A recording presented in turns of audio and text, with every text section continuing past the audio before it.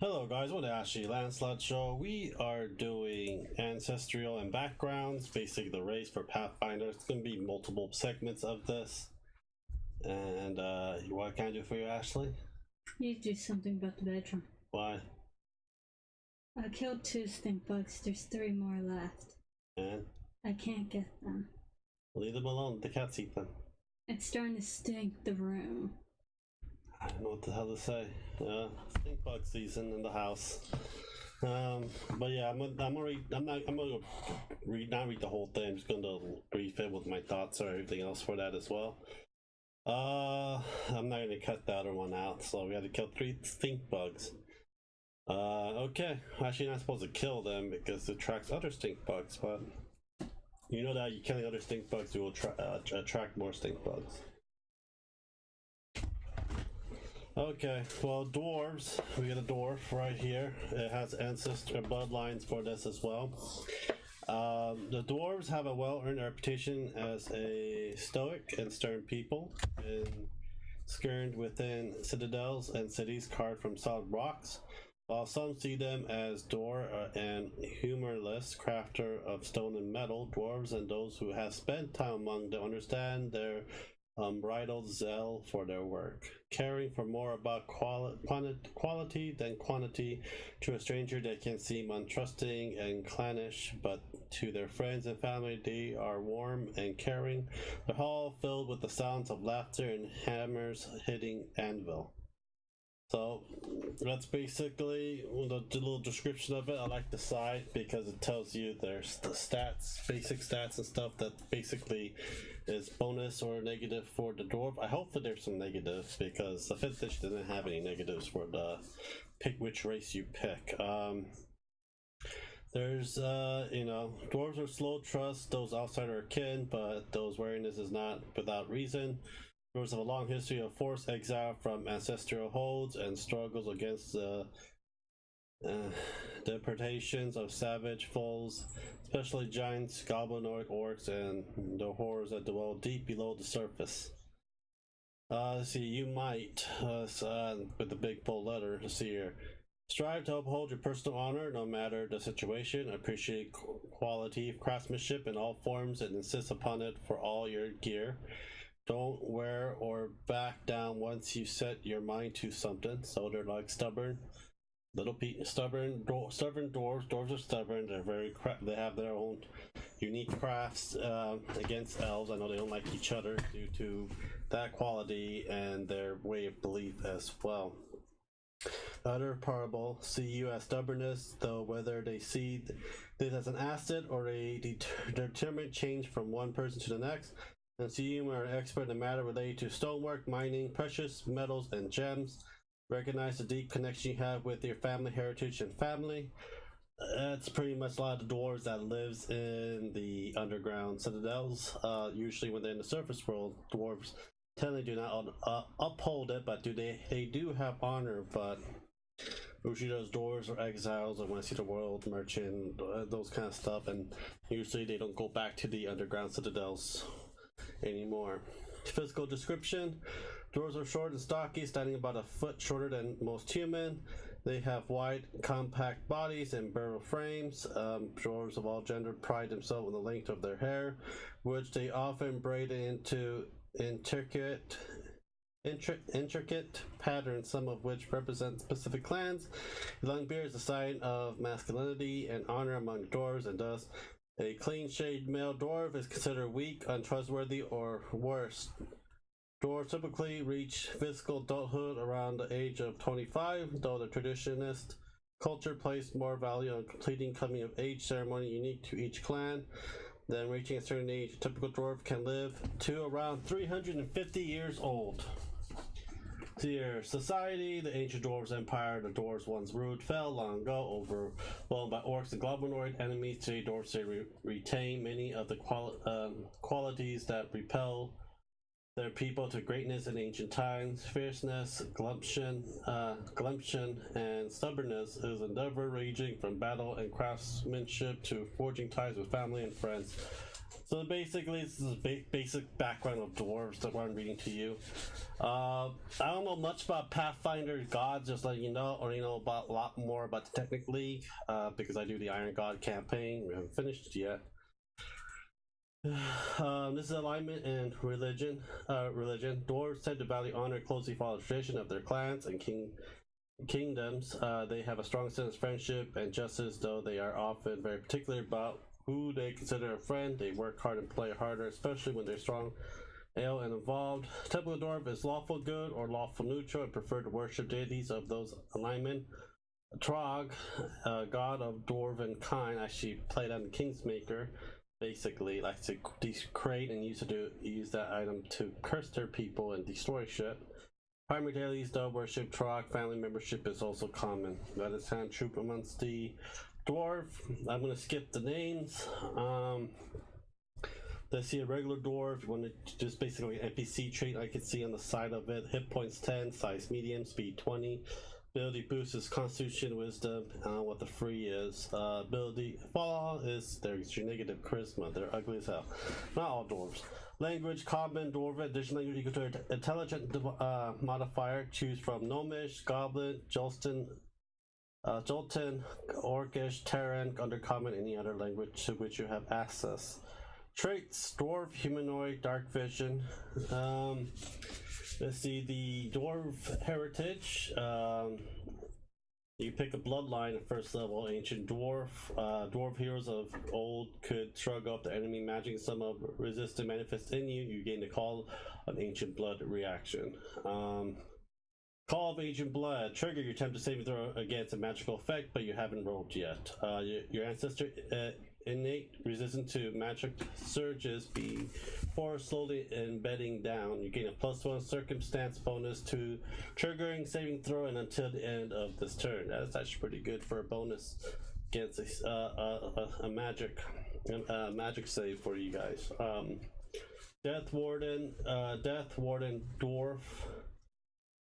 Your ancestor has been Tomb Guardian for regeneration, and the power they cultivate to ward off necromancy has passed on to you. If you roll successful on the saving throw against necromancy effect, you get a critical success instead.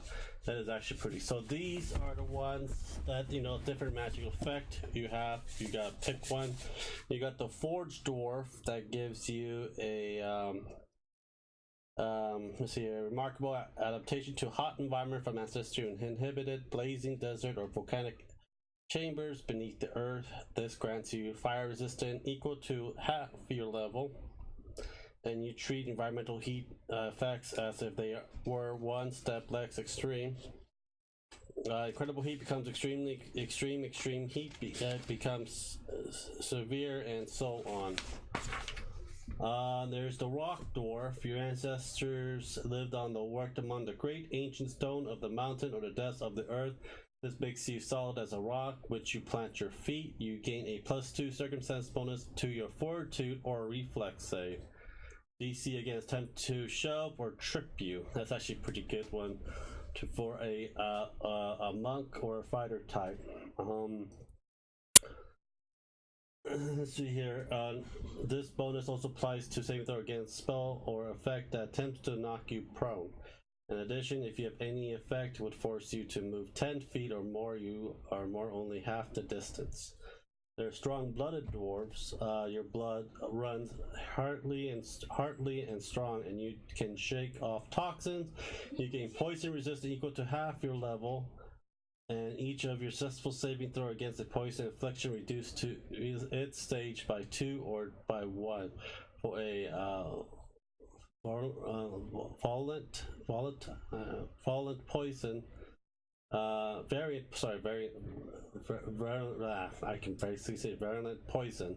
Each critical success against ongoing poison reduced is stage 3 or by 2 for a virulent poison. So basically, when you look at the spider, the last video, the stage 1, 2, and 3 of it, you can actually knock that by 1 per level, and you can use the saving towards your fortitude for it, so that you only go get stage 1, so your dwarf won't be dying.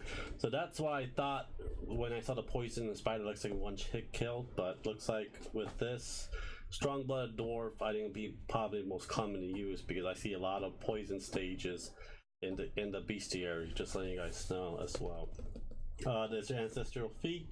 At first level, you gain 1 ancestral feat, and you gain additional ancestral feat for every 4 levels. Thereafter, at 5th, 9th, 13th, 17th, so every 4 level you get 1. Let's see here. I think this is only the dwarf one. Then we'll do the elf next week because it is a lot to talk about, and I'm trying to get this all in 10 minutes. Let's see your first level, dwarf lore, feat 1. You can pick one of these 1, 2, 3, 4, 5, 6. 6 feet. You can pick it when you're level 1. You can use Dwarven lore. You eagerly absorb the old stories and tradition of your ancestors, your god, your people, studying subject and techniques passed down from generation upon generation. You gain the trained proficiency rate in craft and religion if you would automatically become trained in one of those skills. So you can actually add those skills in to your crafting or religion proficiency with that feat. Dwarven weapon familiarity. You can have instilled in you an infinity of hard-hitting weapon and prefer these to more elegant arms. You are trained with a battle axe, pick, and warhammer. You also gain access to all uncommon dwarf weapon for the purpose to determine your proficient material. Dwarf weapons, simple and advanced dwarf weapons, or martial weapons. So basically, if you're going to be a fighter, that's probably one best to pick.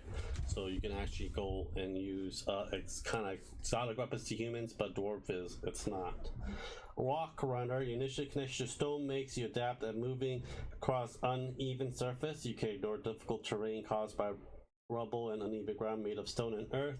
In addition, when you use the acrobatics skills to balance on narrow surfaces or uneven ground made of stone or earth, you aren't flat-footed, and when you roll a success at one of these acrobatic skill, you get a critical success instead.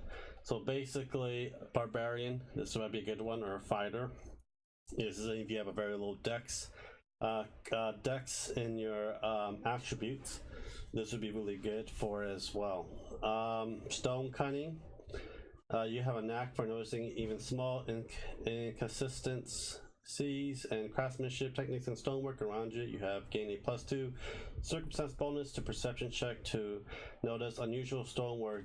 This bonus applies a check to discover mechanical traps made of stone or hidden within stone. If you aren't using the seek action or searching, the GM automatically rolls a secret check for you to notice unusual stonework anyway. This check doesn't gain the circumstance bonus, and it takes a -2 penalty, circumstance penalty. So this will really be good if you're a dwarven rogue. Anything you want to see, if you know a DM that does a lot of secret doors that does work with stone or earth, this might be one of the best things that you can pick as well. Mostly a rogue will Google for this. And on burden iron, you've learned techniques fist devised by your ancestor during your ancient war, allowing you comfortable wear massive suit of armor, ignoring a reduction to your speed from any armor you wear. In addition, anytime you take penalty to your speed from some other reason, for example, the encumbered condition normally gives a -10 foot penalty to speed, but it gives you only a -5 foot penalty. If your speed is taking multiples, pick only 1%, one penalty to reduce. So you can get to -25 to 20 or 20 to 15, so -15 for each 5 feet reduction. And you away from that. I can see the paladin doing this, or a fighter.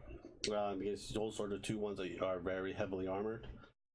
Vengeful hatred. Your heart aches for revenge against those who have wronged you or people.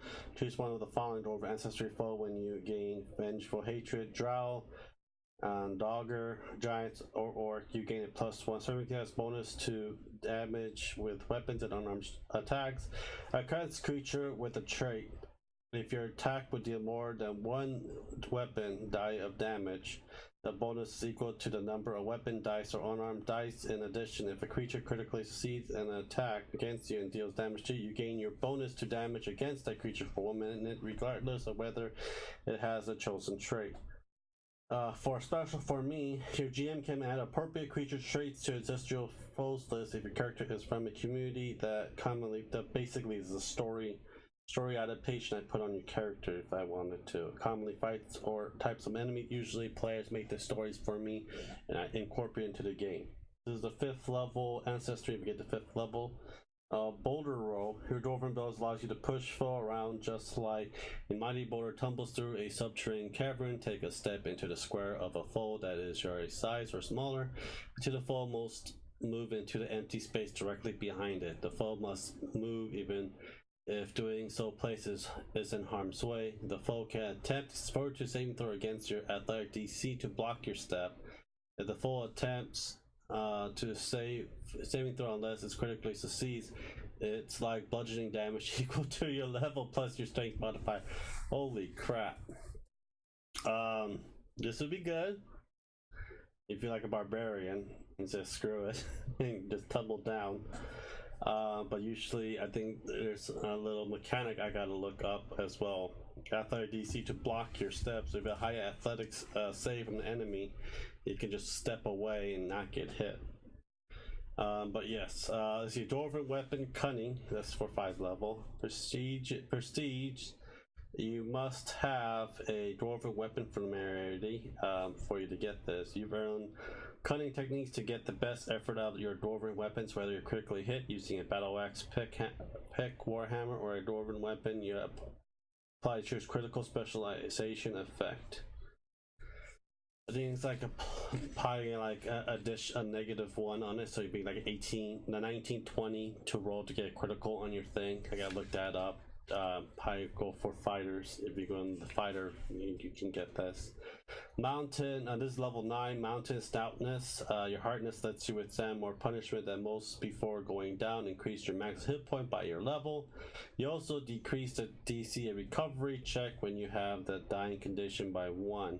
If you also have the toughness feat, the hit points gained from it and this feat are cumulative, and you decrease the DC of recovery check by 4. That would be good for a spellcaster, Dwarven type spellcaster.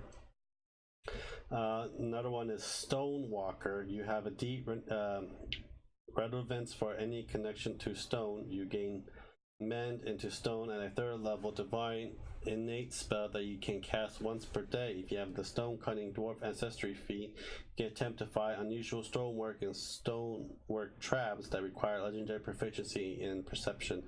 If you have both stone cutting and legendary proficiency in perception, with you're not seeking in a DM's roll a secret check for you and notice unusual stonework, you can keep the bonus from stone cunning and don't take the -2 circumstance penalty. Again, good for rogue. For that, if you have more of a chance, you can mend stone, everything else as well for that. Unless you're a cleric and you have a level 3, then you can get this level. You can access level 3 spells. You can actually use that spell. This is level 13 feat for your dwarf. Dwarven weapon expertise. Prestige is dwarven weapon familiarity. Your dwarven familiarity bands with your training, granting you great skills with dwarven weapon, whether you gain a class feat that ranks you expert or greater proficiency in certain weapons. You also gain a proficiency for battle axe, pick, warhammer, and all dwarven weapon in which you are trained. So that's good. So that's it for the dwarves. Hope you guys like it. Next week's gonna be elves. After we're done with each ancestry, is a long reading for it. I think it's a -2 charisma, -4 for the charisma thing for the dwarves. I had to look more into it. I'm just reading what I think about it so far. It's good. You have more of a bloodline in this book than the Pathfinder one, unless you find multiple of them, then you're pretty much the same one. You actually gain a dwarven style feat for it. I think it's a pretty good overall for a dwarf and a very good description of it. I'm very surprised it's like 4 or 5 pages, but usually a lot of them is crammed down to 1 or 2 pages for your for the race for itself. Let me know what you guys think about this, the dwarves, and subscribe, like, and share, and I'll see you guys next time. Have a great day. Bye.